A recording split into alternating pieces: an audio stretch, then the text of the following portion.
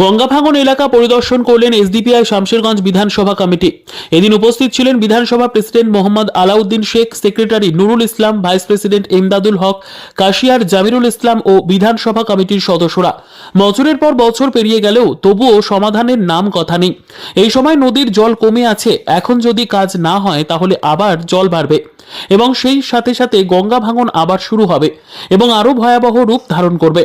ঠান্ডা কনকনে শীতে ভাঙন কবলিত এলাকার মানুষ আছে কোথায়, কাটছে কেমন দিন? একাধিক প্রশ্ন। কেন আজও সুরাহা মিলছে না? শাসক দলের নেতারা কোথায় এখন? তারা কি ভাবছে তাদের সামান্য চাল আর ডালে আজও তাদের সংসার চলছে?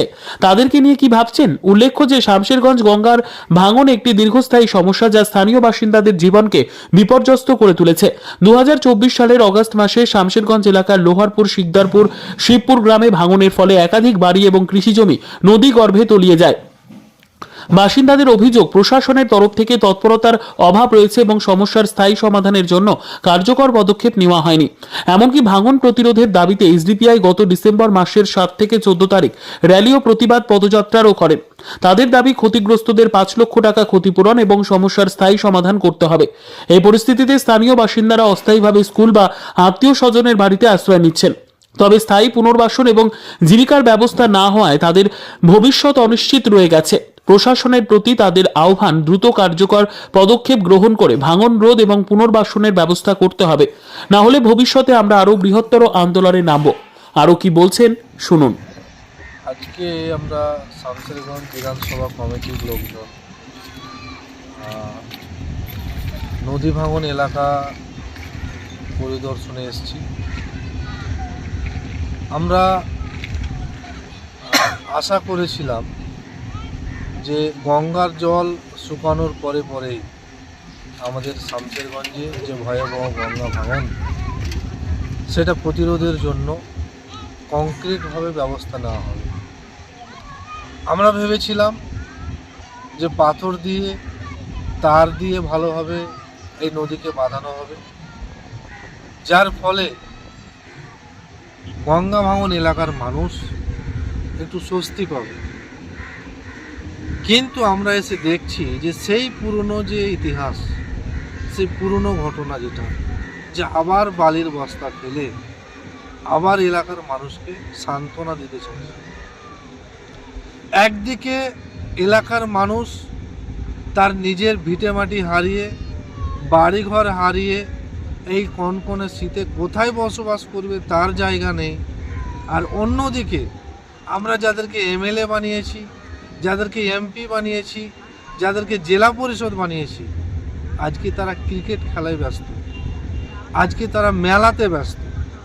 যে ক্রিকেট খেলা, এই ক্রিকেট খেলাতে আমার মনে হচ্ছে কোটি কোটি টাকার ব্যাপার রয়েছে, কিন্তু সেই দিকে আমাদের এমএলএ সাহেব যেভাবে মনোযোগ দিয়েছে, তার 20% মনোযোগ যদি এই গঙ্গা ভাঙন এলাকার মানুষের কথাই দিত, তাহলে আজকে মনে হয় যে এত বড় সমস্যা আমাদের শামশেরগঞ্জে হতো না।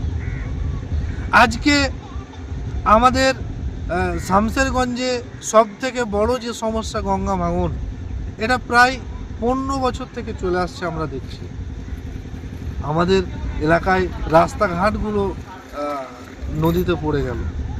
তো বিষয়টা হচ্ছে যে এলাকার সাধারণ মানুষ আশা করে তিনাকে ভোট দিয়ে এমএলএ বানিয়েছেন, এলাকার মানুষ আশা করে ভোট দিয়ে জেলা পরিষদ বানিয়েছেন, এলাকার মানুষ আশা করে ভোট দিয়ে এমপি বানিয়েছেন, কিন্তু সেই সমস্ত এমপি, এমএলএ, জেলা পরিষদ, তাদের আজকে আর কোনো খবর নেই। যখন মিডিয়ার মাধ্যমে দেখতে পাই যে 2-4টা বাড়ি পড়ে গেছে বা আর একটু জায়গা পড়ে গেছে, তখন এমএলএ, এমপি, জেলা পরিষদরা এসে 2-4 টাকার একটা জিনিস হাতে তুলে দিয়ে তারা ভাবছে যে আমাদের দায়িত্ব শেষ।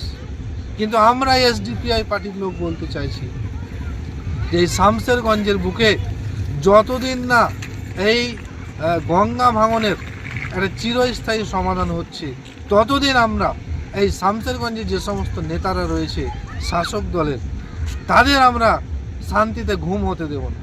আজকে যেভাবে তারা নিজেদের বাচ্চাকে নিয়ে, স্ত্রীকে নিয়ে শান্তিতে ঘুমাচ্ছে, সেই রকম ঘুম আমি চাই আমরা চাই এই নদী ভাঙন এলাকার মানুষ তারাও স্ত্রীকে বাচ্চাকে নিয়ে শান্তিতে ঘুমাক, কিন্তু জিনিসটা সম্পূর্ণ উল্টো। একদিকে মানুষকে মেলাতে ঠেলে দিয়েছে, মেলার মধ্যে ঢুকিয়ে দিয়েছে, একদিকে এলাকার যুবকদেরকে ক্রিকেটের মধ্যে ব্যস্ত করে দিয়েছে, আর অন্যদিকে নদী দিনের পর দিন কেটেই যাচ্ছে, বাড়িঘর ডুবে যাচ্ছে, সেদিকে কোনো চিন্তা ভাবনা নাই। আবার আমি এই মিডিয়ার মাধ্যমে এলাকার মানুষকে জানাতে চাইছি যে আবার বর্ষা আসবে, আবার 2-4টা বাড়ি পড়বে, আবার এলাকার নেতারা সেই ভাজা মুড়ি নিয়ে এলাকার মানুষের কাছে আসবে যে আমরা তোমাদের সাথে আছি, 2-4 দিন খিচুড়ি খাওয়াবে, 2-4টা তিরপাল দিবে, 2-4টা টিন দিবে, এই বলে মানুষের মনকে সান্ত্বনা দিয়ে রাখছে।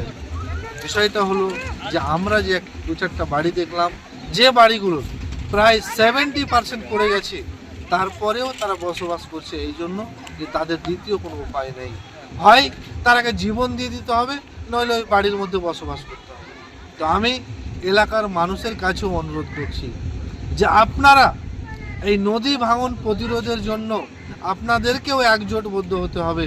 শুধু ভাবিয়েন না যে আজকে তাদের বাড়ি পড়েছে আমাদের বাড়ি পড়বে না, তো আজকে তাদের বাড়ি চলে গেছে, গঙ্গায় পড়ে গেছে, কালকে আপনার বাড়িও পড়বে।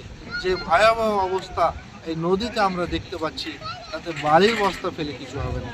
সুতরাং এলাকার সমস্ত শুভবুদ্ধি সম্পন্ন মানুষকে বলবো যে আপনারা এই জিনিসগুলো চিন্তা ভাবনা করে আগামী দিনে নদী ভাঙন প্রতিরোধের জন্য একজোটবদ্ধ হয়ে আমাদের পাশে থাকবেন।